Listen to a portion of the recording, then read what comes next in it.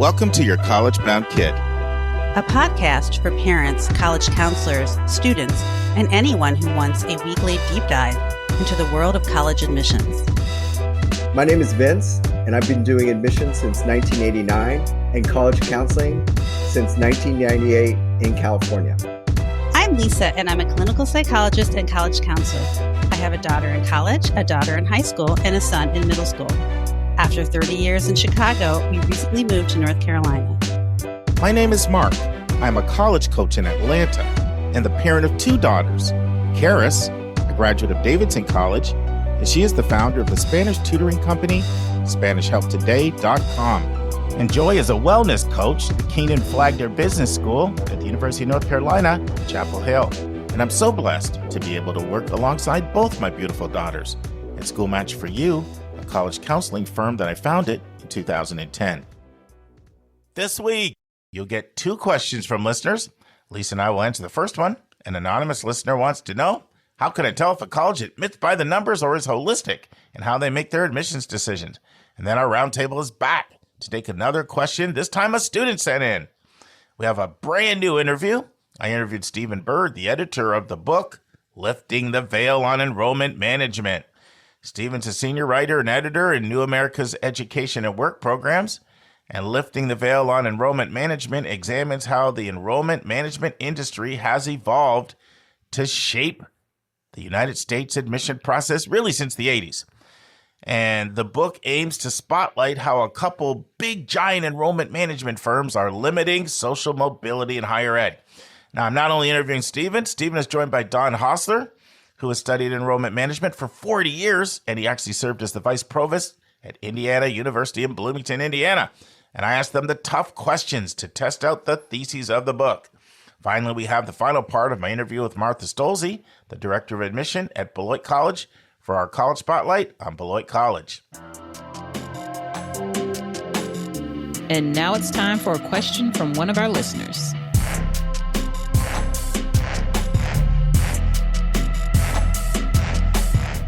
All right, Lisa, let's just dive right in today. We have an anonymous question from not an anonymous question. How would we answer it? Question from an anonymous listener. I'm going to play the question and get your thoughts. Hi, thanks for all the great work your team does for spreading college knowledge for all. My question is about colleges who admit by the numbers versus holistic admissions. I understand what the difference is, and I've been under the impression if a college has one or more essay questions, they must be holistic. And then I heard something, it may have been on your podcast, about colleges that say they admit holistically but really rely on the numbers for admissions. How do I figure out if a college is admissions by the numbers or holistic? Well, this is a difficult question to answer. And so I think that the whole idea is trying to figure out what colleges say they do versus what they actually do. And so some of this is sort of reputational, like you might kind of know this if it's a school that's in your area and a lot of people at your child's high school apply, you might have some sort of sense of that. But if not, I would say the first place I would go to is the common data set. And I would look, because there's a section in the common data set where it tells you schools will rank how important different elements of the application are. And so if you look at that and they say that, grades and test scores are the most important and that the essay is, just somewhat important or not really considered, then you might have a clue there. And then the other thing is I might ask the school. I might have your student, I don't know, it's tricky to ask a admissions officer, well, how exactly do you do this? But, if there's any way of trying to suss that out in a subtle way, maybe go for that. But I don't know what thoughts you had. Well, the most important thing I was going to say is exactly what you said. It always cracks me up how some people say data, potato, whatever, right? So I think you say data. But common data set is the first place that you want to go. Section C, it's a whole section on first year admission. And there's just a lot of really interesting information in there because you can see admit rates by gender and, in state, out of state. But the section wait list, it's a great place. In fact, I'm looking at it right now. I'm looking at Davidson College, 1,616 kids on the wait list, 14 got off, less than 1%. So that's oftentimes the first place I'll go for waitlist data. And then you also have a lot of, basis for selection data. So that's section C6 and C7. And you want to go there because what it does is it takes a number of criteria and it either ranks them as very important, considered, or not considered. And I'm talking about academic and non-academic factors. So the academic factors are rigor, class rank, academic GPA, standardized test scores, application essay, recommendations. And then the non-academic factors are interview, extracurriculars, talent/ability, character/personal qualities, first gen, alumni status, geographic residence, state residence, religious affiliation, volunteer work, work experience, and interest, demonstrated interest. And so that's the first place you want to go. What can make this a bit tricky is a lot of times it's more on a continuum. So, and I oftentimes say that, right? Like holistic admissions a lot of times is oftentimes on a continuum.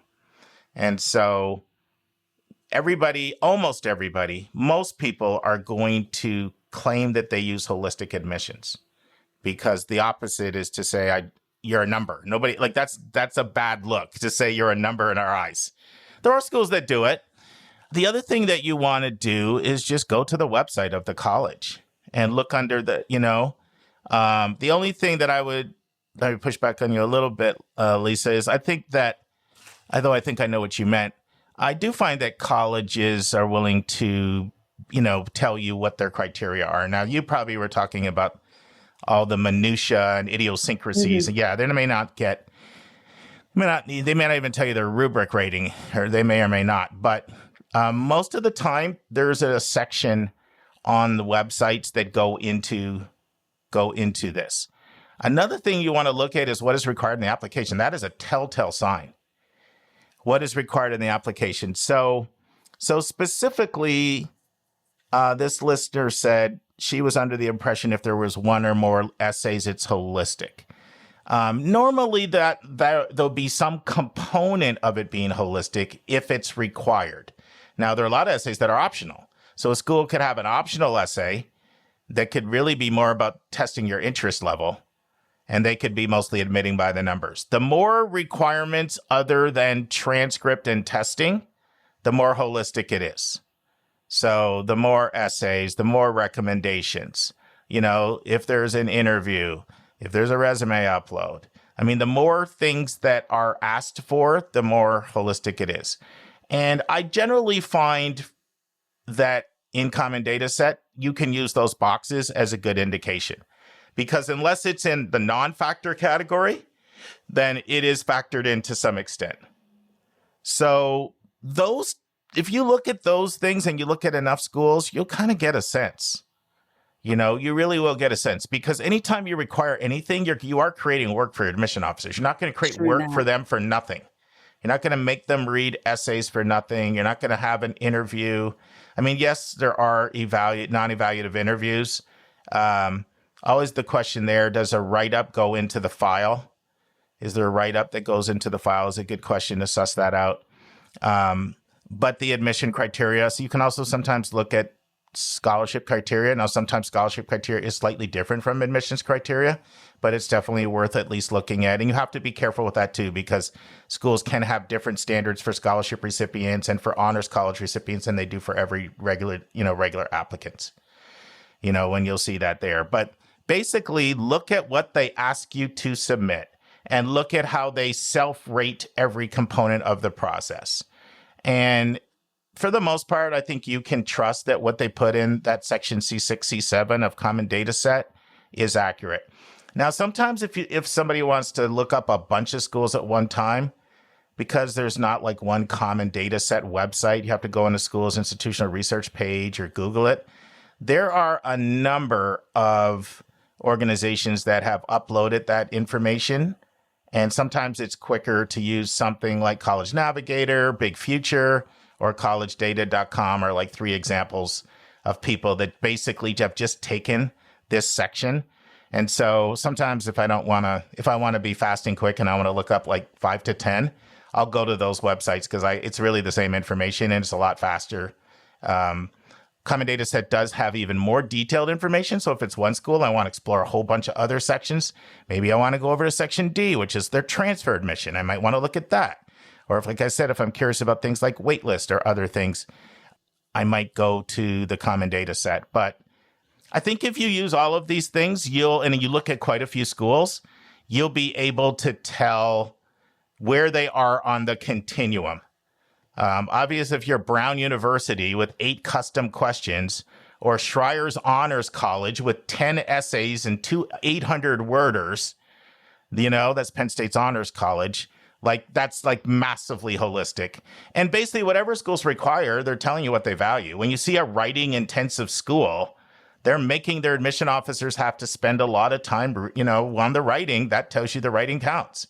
If a school, like I'll use Davidson again. So Davidson does 2 mandatory teacher recs, a counselor rec, and they like a peer rec. So if you're asking admission officers to read 4 recommendations, then recommendations count a lot. And then when Karis did the July Experience, which is a 3-week program at Davidson, I got a really good tip from a senior person there because those classes are taught by their full faculty. They said, if Karis really clicks with the teacher, ask one of those teachers to do a recommendation because we respect the rigor of our faculty more than any IB or AP class. So that's what she did. And so she had another rec. So in her Davidson app, there were 5 recs, 2 teachers, a counselor, a peer, and the Davidson teacher. So that's a telltale sign recommendations count for that school. Once again, when you see the schools, it's obviously if they require testing, that's a telltale sign. Of course, that's part of admissions by the numbers. But yeah, look at the requirements, look at what they tell you is important, and you should be able to figure it out. And just understand that it is kind of a continuum. Everyone's going to claim holistic, but there's like holistic light, and then there's like full blown, and those are the ones where there's lots of work involved in the application. Anything else you want to add to that one, Lisa? No, I think you did a great job answering that. Thank you. Thank you, question asker, Anonymous. I love this question. We love all your questions, so keep sending them in. Just speakpipe.com/YCBK. In fact, you've been sending so many in. We've been going to 2 questions on Thursdays for a while. Our next question is from a student. And parents, if you want your question to go to the top of the pile, have a student send it in. We get very excited to have students sending questions. So I'll play it. How should I list non-academic honors on the Common App? Like, for example, I'm an Eagle Scout, but the honors section says it's academic achievements. So how should I list that? Thanks. Who wants to take this one? I can take it. I think of Eagle Scouts as more of an activity. That's something you're putting time into. And certainly once you get to that level that you're an Eagle Scout, that is an honor, but it's an honor that you did the steps that you needed to do in order to earn that designation, right? It's almost more of a designation than an honor. And I would assume that if that's something that is important to you, it's going to show up in the activity section and you're going to label it as Eagle Scout and then pack leader or whatever kind of leadership role you had in your troop. Although the Eagle Scout Award is presented at an honor court. Yeah. So for it makes it a little bit strange. For scouting, it is definitely falls under the category of honors. So it's a. So I actually had a follow-up question on that. It kind of goes back to what we were talking about earlier, in terms of, Hillary, you saying maybe 2 times in your whole career do you remember the discussion around committee around honors? I think it would be very easy for a student to miss that academic awards in Common App and to put in other things, including athletics, arts, and anything. Would you say it'd be fair to say we're not going to hold it against somebody if they put, athletics or something in there? We're not going to say, you know what, we're going to ding you a little bit for not reading instructions that carefully. What are your thoughts on that? Yeah, I didn't know it was only academic awards until this conversation. That's very funny. It's the same thing when I'm reading an essay, right? I don't read the prompt. I don't care what the Sure. prompt is. I just want to Sure. get to know you better. And if I can't Yeah. understand your essay, then I'll go back and read the prompt to try to get Sure. a clue about what you're talking about. With the awards section, like I don't notice that it says at the top academic awards. So maybe if your reader is someone who has been on the other side of the desk and working with students, they would know that it's just academic awards. But for me, I'm just reading that section so quickly that it doesn't even like occur to me to think about what kind of award. And I'm not going to hold it. We at CC do not hold things against people very often. So I'm glad you shared that story, because I think that's a powerful way to maybe relieve some of the stress that people are wondering, is this academic? Is this not academic? And, and like you said earlier, like what I don't like about this section is the stress it creates. And I think that probably helped liberate people to know that, you're not out there dinging people if they, do it a little differently than maybe somebody else. Unless there's a pattern in an application, Mark. I think if there are a number of areas where instructions were not followed, like if the activities section is not in order of importance, if it's in chronological order, and, sports are listed under honors. I mean, I agree with Hillary. It's not like you're going to be blackballed, but sometimes an application can end up giving an impression of carelessness. Yeah. I think that's a really good point. I don't think that people who listen to this podcast are likely to give an impression of carelessness. That's the wrong audience, right? But it's still a good point, though. It's still a good point, Susan. Like that's can be a personal. I mean, you're always making inferences as to someone's character. And if you pick up, poor attention to detail all over the place or inability to follow instructions all over the place. I'm not saying that happens very often, but that certainly would not be a positive. It's like a misplaced punctuation or misspellings. One or two is hardly, it might be noticed, but it's not impacting. 10, yes. 15, then again, it's carelessness. That's and a great I think example. It's important to remember that every individual reader is a little bit different, right? We're all human. And in my office, we've been trained to offer a lot of grace and to not take small mistakes too seriously. And we try to remember that some of the students who are reading, they fill out their common application on their phone, right? And so we expect to have some errors in there. And then there are other, counselors. I heard a counselor at a different school who told me she was annoyed because there were too many M dashes in an essay. And I was like, oh my gosh, that just doesn't bother me or anyone in my office at all. So, you don't know who's going to be reading your application. So yes, you should follow the instructions. And also I hope you know that the vast majority of admission readers are cheering you on and trying to figure out how to make it happen for you to be admitted to their school. I would just add strategically though, you have more character count if you put Eagle Scout into the activity section. So you have more room to say what you did. You have 100 characters in the honor section to say, what you want to say. And I want to know what you did as an Eagle. I want to know what your Eagle Scout project was. I want to know what you did because that's pretty cool. Absolutely. Yeah, there's sometimes when I read about Eagle projects where I can tell that the student was really excited about it and really engaged with the topic or the subject that they chose. And it's also something, I mean, Susan, you talk about this a lot. There's academic alignment. I remember reading one from a student last year who was creating a wildflower, pollinator type garden. Ooh. And the student really wants to be I think it was an organismal biology and ecology major. Well, those things really fit together and I could feel that passion coming through. And I'm not always that's not a requirement for you to be admitted to CC, but wow, it's so fun when I can see your excitement about a subject carry through from service all the way into your academic leanings. And same for our gold awards for our Girl Scouts. Yes. Love it. Silver, but I got that far. Julia's a women's studies major. She's got to stand up and represent. Well said. And now this week's interview with a special guest.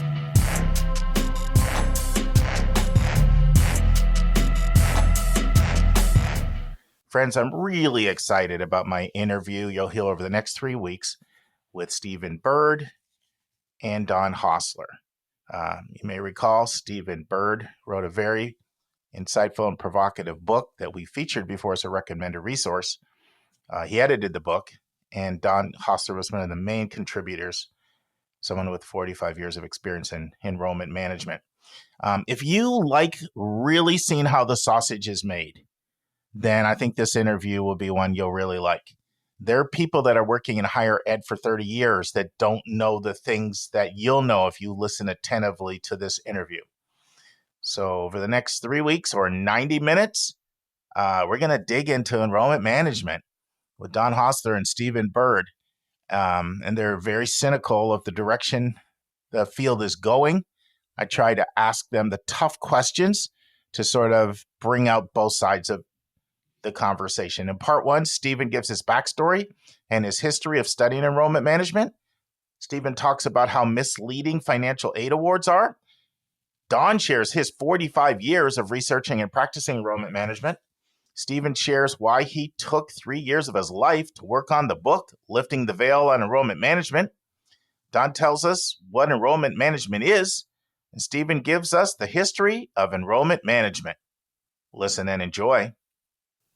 Friends, I am very, very excited today. We've got two special guests. We've got Don Hossler and we've got Stephen Burd. Welcome to the Your College Bound Kid podcast, Stephen and Don. Thank you. Well, I've been teasing this out for a while and letting our listeners know that we were going to be doing this deep dive on enrollment management. But before we do, we always like our listeners to get a sense of the backstory of each of you. I think it helps set the context for a lot of things that they'll hear. So share anything you want to share, but certainly, Don, you have a lot of enrollment management background. I know, Stephen, you've got a lot of higher ed background. Anything you want to say that touches on this topic or anything in general? Love to hear from you. So first, I just wanted to thank you for having us on.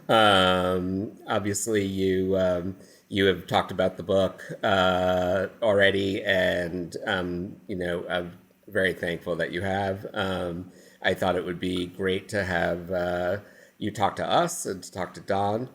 My background is that I was a journalist at the Chronicle of Higher Education for 15 years, where I covered federal financial aid for most of my career there. And it was funny, the way the Chronicle was set up, federal financial aid and institutional financial aid were two separate entities, never to intersect. And so I think it was in 2005 when The Atlantic published a piece called The Best Class Money Can Buy, which talked about enrollment management, and it was a total eye-opener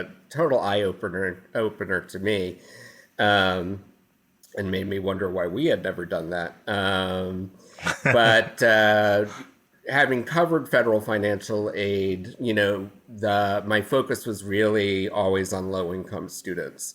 And the federal financial aid programs are about providing college access.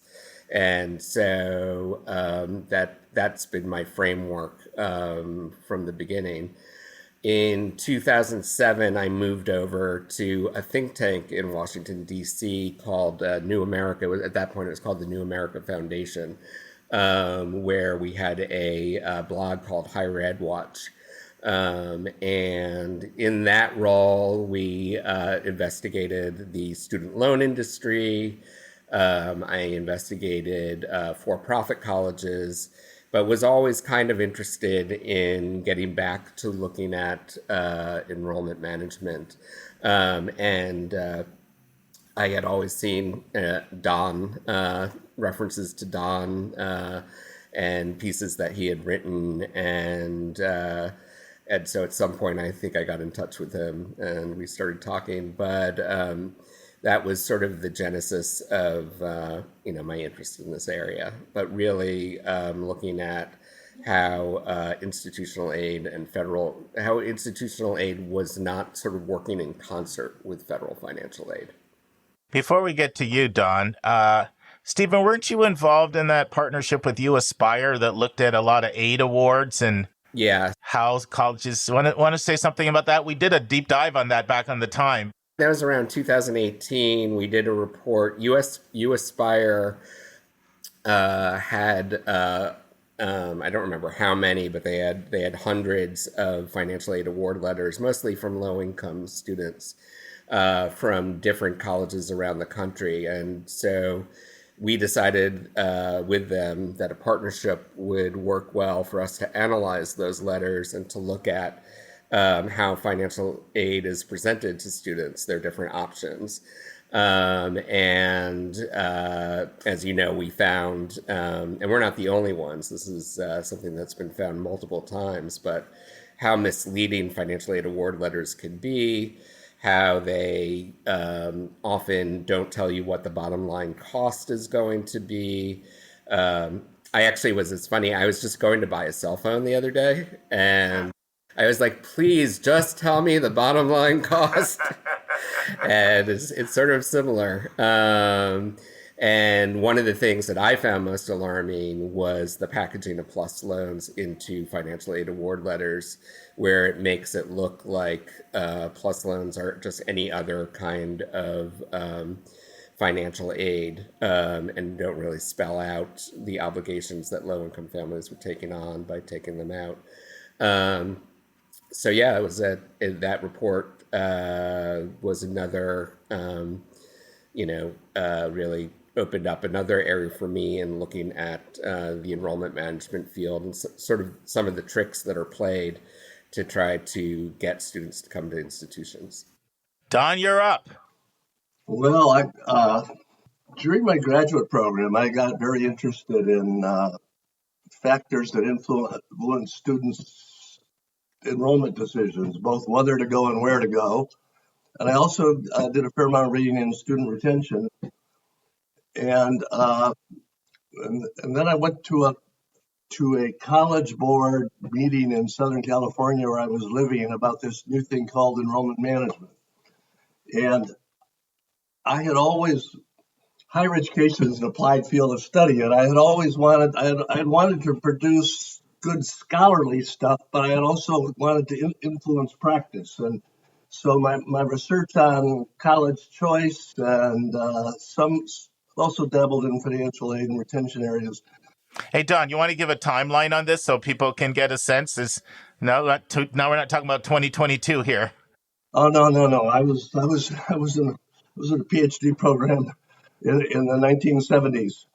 I had the real pleasure. Howard Bowen, who in his lifetime was the preeminent economist of higher education. Howard directed my dissertation, which I finished in 1979. And in that, I basically surveyed high school students. It had never occurred to me that I was going to college because I wanted to make more money. And so when I started reading all these rate of return studies, I started thinking, gee, I wonder how many kids that's really the reason. So anyways, I did this big survey of, anyways, that kind of got me rolling. Steve said I should hold this up. This was 1984. It was actually the first book on enrollment management, and it was really just a review of the literature on what we knew about how students choose colleges and what we know about how financial aid played in the decision and what we knew about student retention. It was just a lit review of what other people had research they had done. So, yeah, he wrote the first book. He wrote the first book on it. So yeah, the first book 40 years ago, right? Yeah, I guess it is 40 years ago. In fact, there's a little side story. I sent a prospectus off to Jossie Bass and the College Board, probably some other places. I got a letter back from Alan Jossie Bass that basically said, admissions people don't read, so why would anybody want to have a book on this topic? That's funny. I mean, it was a personal letter from him. It's funny. So anyways, I became a professor of higher ed, and I incorporated that in my teaching and research. And then in 1997 at Indiana University, I was asked to chair the search for a new vice chancellor for enrollment management. And got down to and I was asked if I wanted to apply, and I said, no, you really need somebody who's done this stuff. This is important enough. You don't want somebody who's just written about it. You want somebody who's done it. But two of the candidates turned the job down. A third one, the chancellor didn't like, and then he asked me if I would just do it for 1 year on an interim basis and make the job more attractive to future candidates. And that 1 year turned into 8. Wow. So I had that practical experience, and kind of related to the pieces of my view is a little bit later on ended up being the National Student Clearinghouse. I don't know if you've done any sessions on them. They bought a big chunk of my time from IU for 3 years, and I was the founding director of the research center for the National Student Clearinghouse. So nice. One way or another, I've kind of been mucking around with factors that affect college enrollments. And I've also taught economics and finance of higher ed and did some research in that area, which is actually a nice compliment because it does help explain some of the underlying dynamics of why enrollment management and why some of these practices. Didn't you work for was it the College Board or the ACRO? What was the publication where you reviewed different studies and stuff on enrollment management? Oh, that was just my own. Yeah, I forgot about that. See, I had a contract with the College Board for about 20 years that paid me a whopping, I don't know, $3,000 a year or something like that. But came out 4 times a year, and it was basic. I tried to review relevant research in areas relevant to enrollment managers. It was basically like a annotated bibliography, occasionally with longer explanations to try to keep enrollment managers up to date on research I thought they should be aware of if they were going to be knowledgeable practitioners. Great. Well, I know you got to practice some of this stuff during your time, 8 years at IU, but we can talk about that when we get into some of the nuts and bolts of enrollment management. So just by background, well, actually, I'm not even sure, Stephen. So how did you get word that we did an article we did an episode on your interview with Liam Knox from Inside Higher Ed on your book? I think Salingo had pointed it out to me. So okay, so you go back to Salingo, back to Chronicle, back to his days at the Chronicle? Yeah, Jeff and I worked together at the Chronicle for a number of years. And we've always been in touch, and we have some different views on things, but we're friends, and so he's been very helpful with the book too. Yeah, so Jeff Salingo tipped Stephen off, and then Stephen sent me a text, and it was very cordial. Said, I think you did a fairly good job describing the article. I only wish you would have described the book, because the book is so much more multidimensional, multifaceted. There's so much more you could have covered if you addressed the book. I'd be happy to have Harvard Press send you one, and we'd be willing to come on. And I was thrilled about this because this is a topic that has been on my mind for a long time. I felt there's needed to be a book like the one you've written, because it really is. I once did a documentary series on boarding schools called A Secret World, and I almost feel like that could have been almost the topic of your book, right? There's this whole secret world out there of how the strings are being pulled that influence decisions that the 99% of the public has no idea. And that's the kind of thing we like to talk about on our podcast. We like to get down to root causes and root issues. And so I was thrilled when you reached out, and I grabbed that opportunity right away. And then it was even better because Stephen says, well, I'd like to have Don Hossler come on with me. He's got 40 years experience. Yeah, I wanted to, I think the question was asked whether I was naive or not. So I was like, you know what? I did say that. I'm gonna bring on my heavy hitter over here to, however, I thought it was, I thought they were good discussions. One of the things is when, that interview has gotten a lot of attention. And again, the book took 3 years to work on, and tons of my heart and soul in it. So, and the interview was about 15 minutes. So there you go. Yeah, so I was very happy that you agreed. As you say, the enrollment management industry, is an incredibly secretive field. I particularly in this book, I'm looking at the companies that the consulting companies that colleges hire to help them come up with strategies for recruiting. And we get a little bit into the enrollment managers on campus, but what I really wanted to do was to bring more attention to companies, because I think that I don't think the public is at all aware that there are these companies.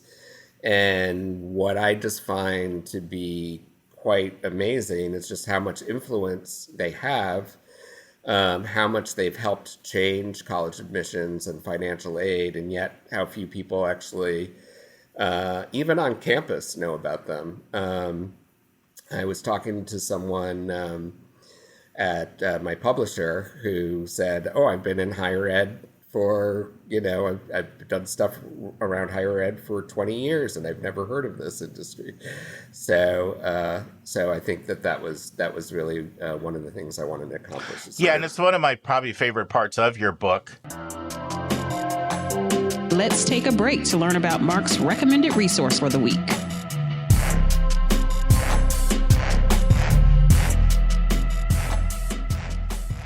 Friends, one of the things that your student can do right now to maximize their summer is to start working on the essay prompts, the custom questions, what many people call the writing supplements. And so there's a number of things you can do to get these essay prompts or writing supplements. You can check admissions blogs. You can check social media. My students have been getting them on their websites under the application. Some schools are listing them. You have to make sure it says for the class of 2025.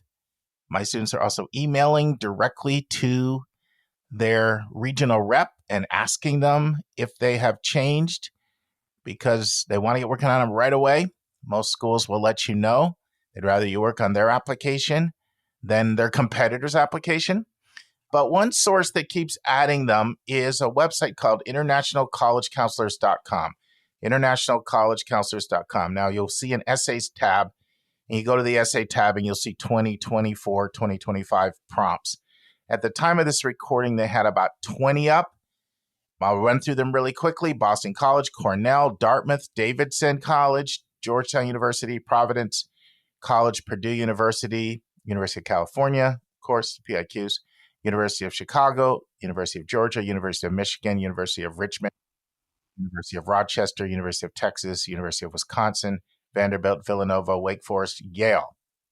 If your student is working on any of those school applications, just go to internationalcollegecounselors.com, hit the essay tab, and you'll see the 2025 prompt. Instead of waiting until August 1, you can get a 2-week start. You can get it done now. And it's a recommended resource for episode 449. Now return to our interview. We have talked on the podcast before, particularly about, R&L, Ruffino Noah Levitz, and EAB, Human Capital Management. We've talked about these companies, but not with the level of depth that you get into. But before we get into that, I try in this podcast to do something which is challenging but doable, in my opinion, which is, if you've been in this world for 50 years, we like to think we can have every single episode of you come away and say, I learned something. But if you're a complete neophyte, we hope we can put the cookies low enough on the shelf that we weren't doing so much shop talk that everything went over your head. So I don't want to assume that anyone even heard that conversation Susan Tree and I had, even though it was, not recently. I'd love to start with a pretty thorough definition of what enrollment management is for anyone out here saying, okay, it has something to do with enrollment and managing, but that's about all I know. So let's start out, and either one of you, both of you, tell our audience what is enrollment management. Glad you asked. I've changed it a little bit around over time, but most recently in 2015, a set of processes and policies associated with the recruitment and admission of college students, as well as the retention, academic success, and graduation of students enrolled in post-secondary education. Now, notice it didn't say financial aid any place in there, but financial aid is very much a tool of the recruitment process. Yeah, I think, Stephen, you also brought out in your article sort of the breaking down of the walls between admissions and financial aid. You want to comment on that point you brought out?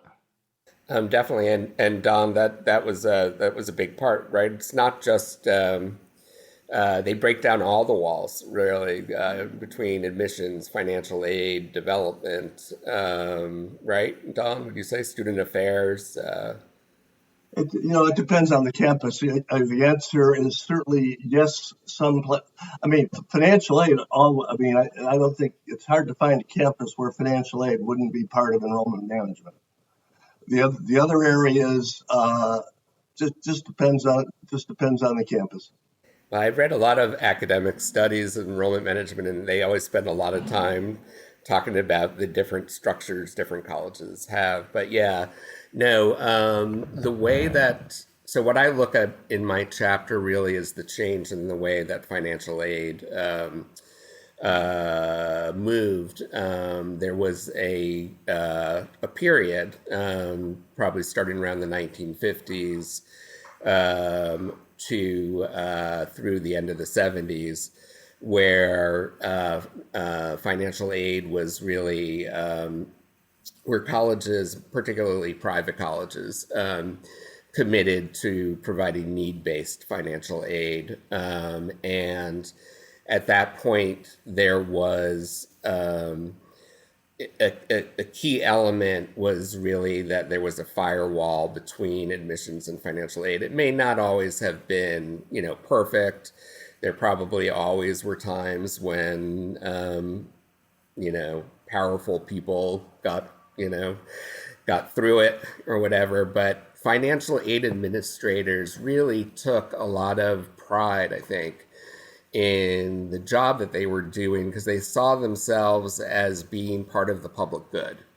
They saw themselves as, we're helping financially needy students, giving them an opportunity to go to college. And then in the 1980s, because of a variety of things that happened, including the Reagan administration coming and cutting federal financial aid and really making student loans the primary form of aid, the introduction of U.S. News rankings, and a bunch of other things. And also the fact that the population of students going into colleges was shrinking. Suddenly you have people say this is very ideal to do it this way to provide need, but it's not very strategic. And so you start seeing the birth of enrollment management. Boston College was one of the first places. Jack McGuire, who comes in and he's at Boston College, and that Boston College is in really bad shape. And he looks at the way they're giving out aid, and he decides, that to go in a different direction. And he wrote an article for the Boston College Alumni Magazine. I think it was the first time I don't know, Don, if this is true, but he supposedly was the first to really use the term enrollment management. Jack certainly has told me that's the case. Yeah. And part of that was breaking down these barriers between financial aid and admissions, and using financial aid for strategic purposes. And in the beginning, that really turns into, we're starting to use non-need-based aid to try to get students, non-need-based aid called merit-based aid, otherwise known as merit-based aid or merit aid. And it leads to an arms race in which colleges are competing to give out the most merit aid. But over time, the enrollment management consulting firms come up with more sophisticated ways, and you start seeing financial aid leveraging. And under financial aid leveraging, you're trying to find the precise price point at which you can get students in, certain groups of students into the school, and not giving away a dollar more than is needed. And the purposes that the aid is being used for is to increase revenue for the institution, or to raise rankings. Or I would add, the same with some institutions, just to make sure they can afford to pay their bills each month. True. I think enrollment management really began as an effort to help struggling private colleges, right? To try to stay afloat, stay open. But you see a bunch of you see institutions that are now, some of the best known colleges in the country, but at the time were kind of regional schools like Washington College in St. Louis, George Washington University here in DC, New York University to some extent. I don't know, just a bunch of schools where they used merit aid and a large amount of merit aid and helped them become national. It really did help them rise up the rankings and become way more prestigious. And now they're like at the, sort of at the top of the field. My question is, now that everyone is doing this financial aid leveraging, like, where are you actually, like, can you have those kind of success stories anymore? I'm not as sure. It's a mystery to me how everyone can be doing something and have it really like pay off. But I don't know if Don has something. No, I think what and this was happening even back at the period you were talking. I mean, some schools work, but like I would say Northeastern is a school that's managed to rise up. I'm sure behind the veil they're doing stuff with financial aid, but they've really pushed their all their internship programs, and everybody ends up coming out with practical skills, and they've really leveraged that as one of the ways that they've had a big increase in their enrollment.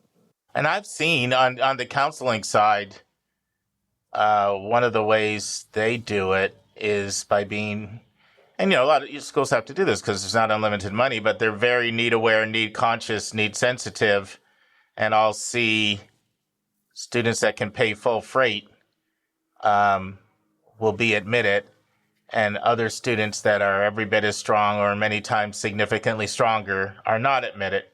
And that's just, I know that's one way to manage a budget when you're not sitting on Princeton kind of money. I get it. But that's one way in which I see the application. Don, you said something really interesting before. I'd love you to go back and elaborate. You're responding to, Stephen's statement about is it the intermingling of financial aid and admissions, or is it also student affairs and, your own mission and every other aspect of student life? And you said, well, for some schools it is, and for others it isn't.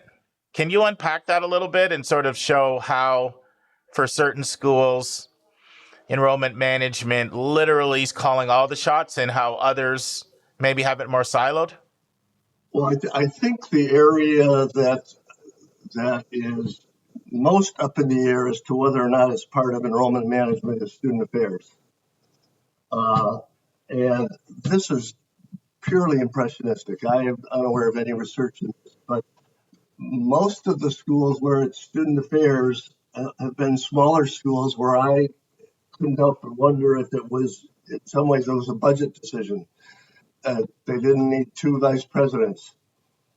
And you certainly had some enrollment managers who were trying to expand their portfolio with every job. They get some combination of more money, more responsibilities, and or go to a better known school, where simply adding to their areas of responsibility made, I'm a little cheeky about this, made them feel more important.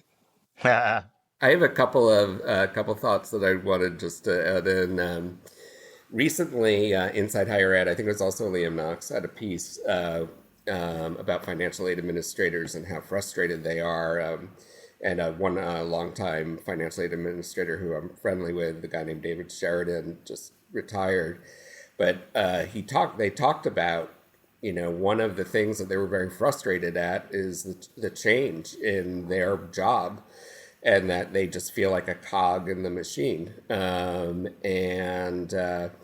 went to a NACAC, the College Admissions Counselors meeting, where a enrollment management officer was talking at one of the big public universities, and he was talking about taming the financial aid office there, and how about the resistance they initially found, but how he was able to sort of tame them into submission. And I think there is some, particularly different generations of financial aid. The older people have been involved in financial aid, just really a lot of frustration about what the jobs become under this kind of enrollment management. Another thing I wanted to make sure to say is that as I started looking, I've been actually looking at this for about 10 years, 7 years before I started working on the book. And I was doing these reports where I was looking at the average net price that the lowest income students were being asked to pay. And at private colleges, nearly all of them, except the most elite and expensive low-income students, were being asked to pay a very large amount. The net price being the price after all grant and scholarship aid is awarded. So I had a cutoff of like $10,000, like that. And like 90% of private colleges. At 90% of private colleges, low-income students were being asked to pay more than $10,000 in average net price. So after all grant scholarship aid. And the first time I did the study, only about a third of public universities, that was true at only about a third of public universities. But as I followed up and did a couple more studies, that number kept going up and up until it was over 50%. And that's where I sort of, what really alarms me about this, and where I thought that a book was necessary, was how this has become how enrollment management has become a real thing at public universities, and how public universities have sort of joined their private college counterparts in employing these enrollment management strategies. Some public universities have been doing this for years, but I think after the financial crisis of 2008, 2009, a lot more joined on. And to me, that's where the rubber meets. That's what really alarms me. If this was just a private college thing, I would still say that this is, I wouldn't like it. But the fact that public universities that educate, 80% of four-year college students,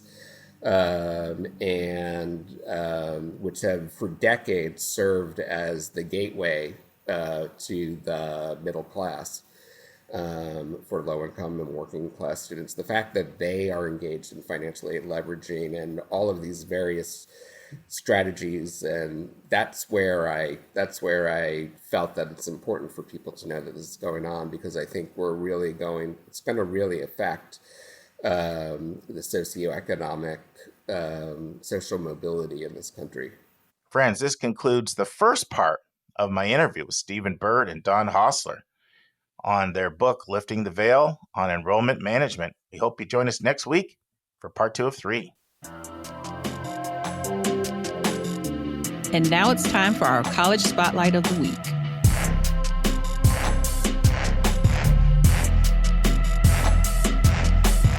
Friends, in the third and final part of my interview with Martha Stolze, the Director of Admission at Beloit College, Martha starts out by sharing more about Beloit's admission process, including their admissions rubric. Then Marcia shares why students choose Beloit over the competition. Then Martha talks about athletics and the athletic conference Beloit's a participant in. And finally, Martha goes on the hot seat in our lightning round. Listen and enjoy. Are you comfortable sort of sharing your rubric? Like, admission officers have rubrics that they use, and I think a lot of times it gives insights into what they value. Sure. So, we look at involvement on kind of a scale of, no involvement to very involved. So, for me, kind of a student, again, we're not looking for a student that has been the president of 10 clubs, but we're looking for a student that's, shown a good level of involvement in, maybe 2 to 3 different things. Mm-hmm. We do certainly look at the essay quite closely. This is a writing intensive school, as I've mentioned. So we're looking for a student that is able to tell their story well and, has really good, solid writing skills. Again, we know that they're going to continue to grow as they're a student here with us, but that is something that we look at. In terms of the rigor rubric, again, it varies a little bit contextually on what is available to the student at the high school. But kind of our baseline would be that college prep curriculum of, 4 years of English, 3 years of math, science, at least 2 years of foreign language.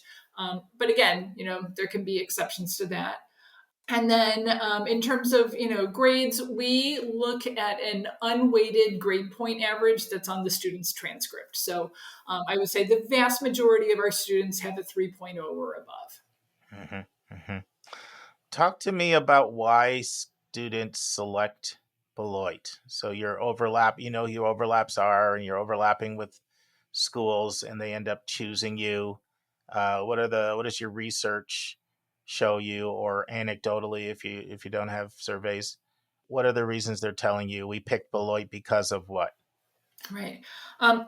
So we hear a lot that it is because of the personalized attention. Oftentimes, students will have an opportunity to meet with a faculty member when they visit campus or sit in on classes, and they see that level of personalization interaction, and it just really makes a huge difference.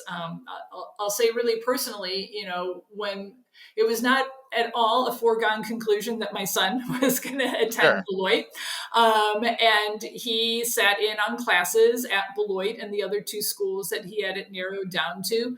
And for him, he really saw a very stark difference in terms of how the faculty interacted with each other, but also how he, as a prospective student, was welcomed into the classroom situation by the peers. And he was just really impressed by that again, it was a very strong sense of collaboration and not competition, that it's a place where students are really welcomed. So I think certainly our internship and career preparation is another strong asset, and another reason why a lot of students choose Beloit.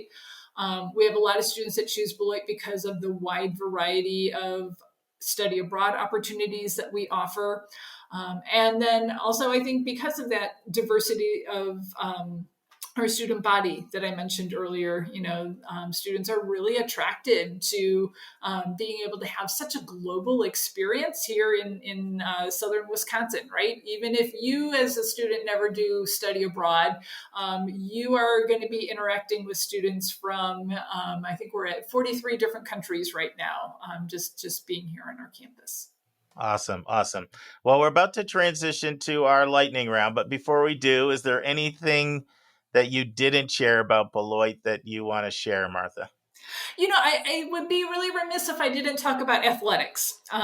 We certainly have quite a few of our students at Beloit are really proud Division III student athletes, where absolutely the student part comes first, but athletics is a big part of who they are and what their identity is.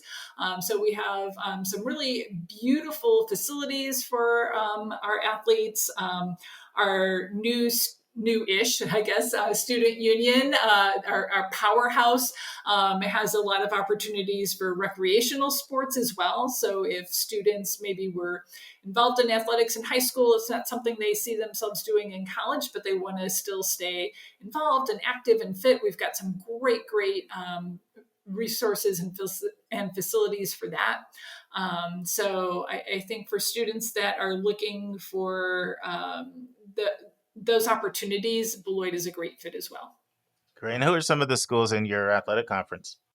So we play schools like Lawrence and Knox and Ripon, and I'm sure I'm forgetting some of the other, well, I know I'm forgetting some of the others, but yeah, we are in that kind of Midwest conference. So schools mostly in kind of southern Wisconsin, northern Illinois, and eastern Iowa. Cool. Awesome. All right, lightning round. So I'm going to start with a hard one. What advice would you give to your 18-year-old self? Knowing what you know now, what you've learned. Oh, that is a hard one. Oh my goodness. Yeah, because you know what? I'm asking you that, and I'm thinking, how would I answer that myself? I think it would be, don't be afraid to take a risk. There you go. Fit in the Beloit mission there. There it is. The zeitgeist. What's on the bucket list? Where do you have to get to while you're on this earth? So I will say my husband and I just got back from a really fun vacation in Vancouver and Victoria, British Columbia. So that was on the bucket list, but now I'm thinking Grand Canyon. There you go. That might be the next place. So I haven't had a chance to spend much time in the Southwest. So I think that's on my bucket list. Cool.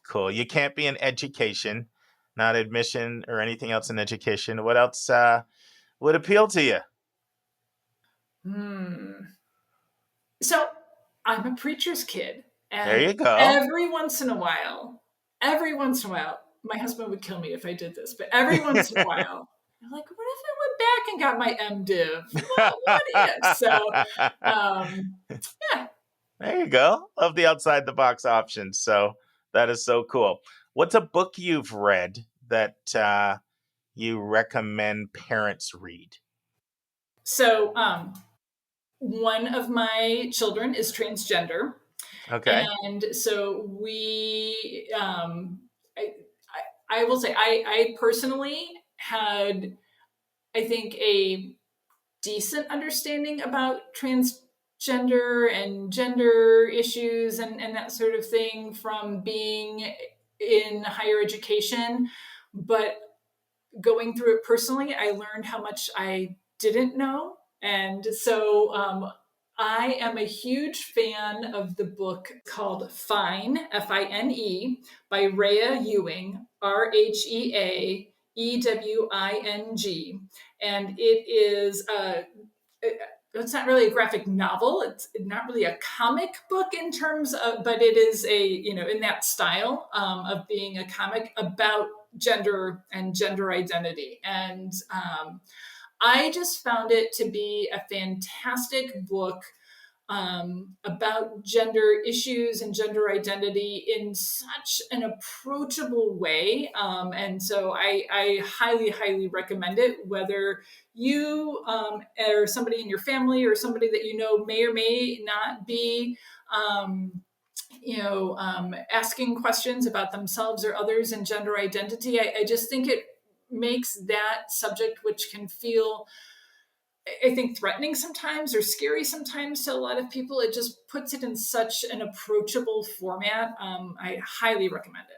Thank you. I've never heard of the book, so we appreciate that, and we have a listenership that loves to learn. So that's awesome. So my last question is, what is your advice for 3 groups of people college counselors, parents, and students? Okay, I had to jot this down so I make sure I address it. I know. I went deep.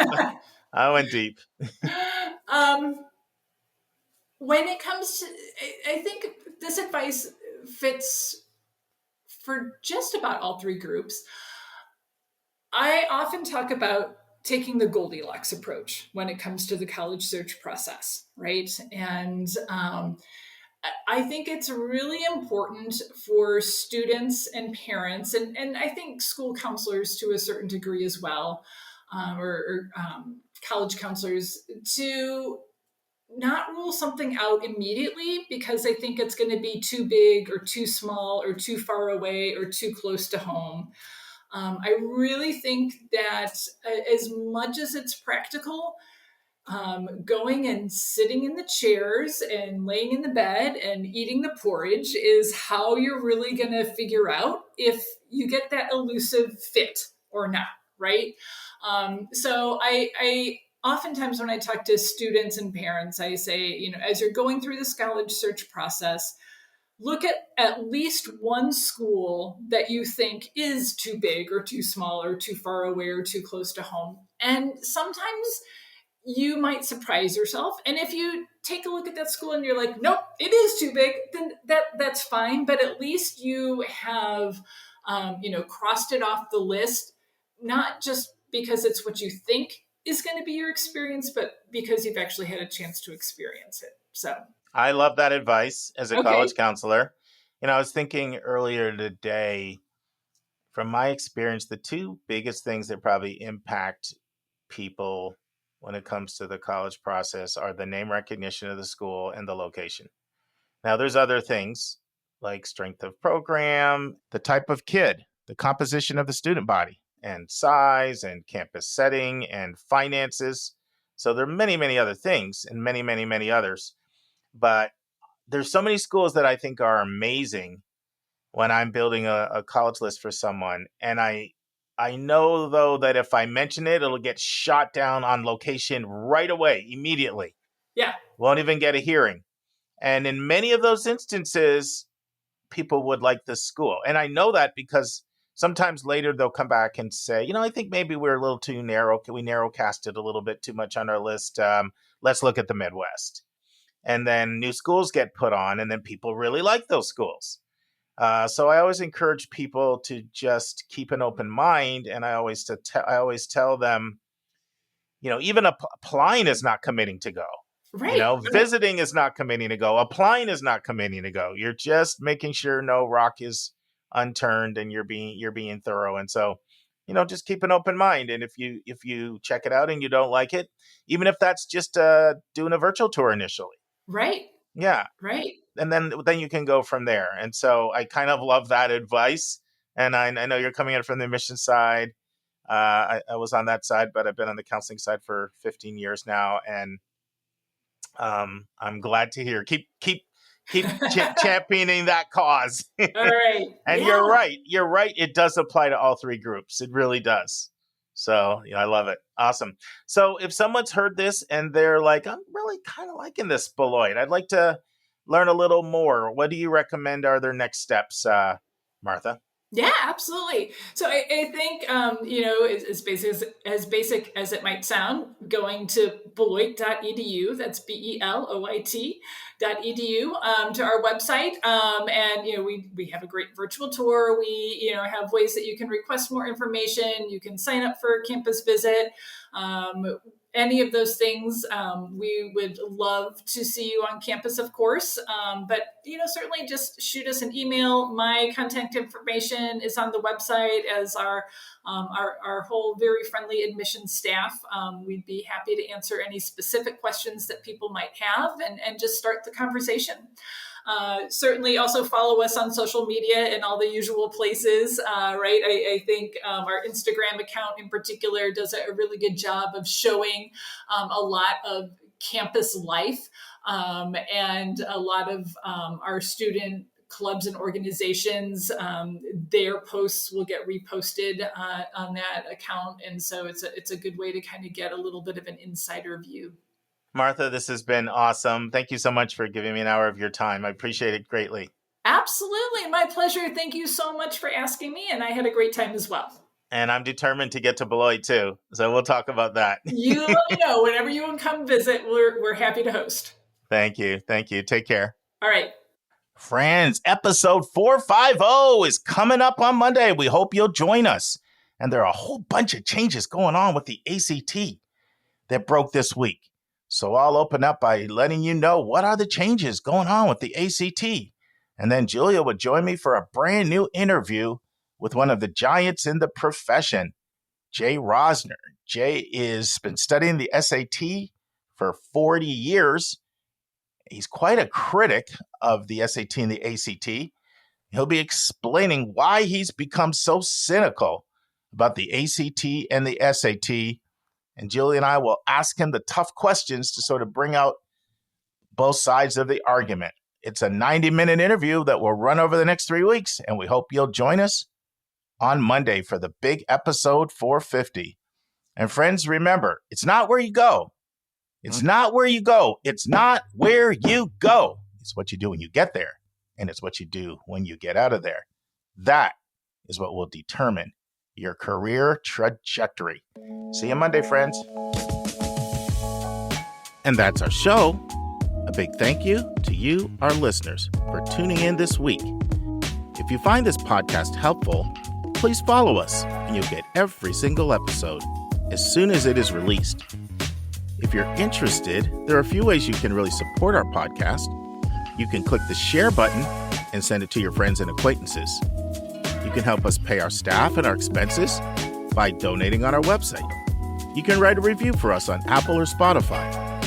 I'm the producer of the podcast, but we have a fantastic team of 15. Shout out to our co-host, Dr. Lisa Ruff, Dr. David Williams, Linda Depker, Susan Tree, Vince Garcia, and Julia Esquivel. And to our substitute co-host, Sylvia Borgo. Our sensational sound engineer is Nemanja Motvich. Our amazing music is from Victor Allen Weeks. Marketing designs are from Kimberly Blass. Lily Parikh manages our Instagram. Our image editor is Talha Khan. Joyce Ducker does our website episode updates. And our webmaster is Stalianos Dimitriou.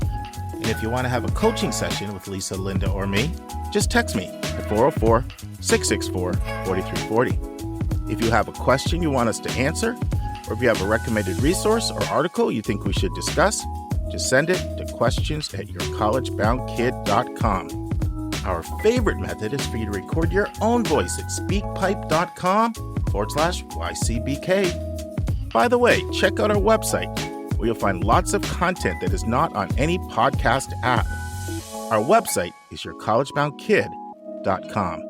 If you want to learn about other hot admissions topics, follow us on Twitter at YCBK Podcasts. We think of you as our listening family, and we look forward to meeting again with you every single Monday and Thursday.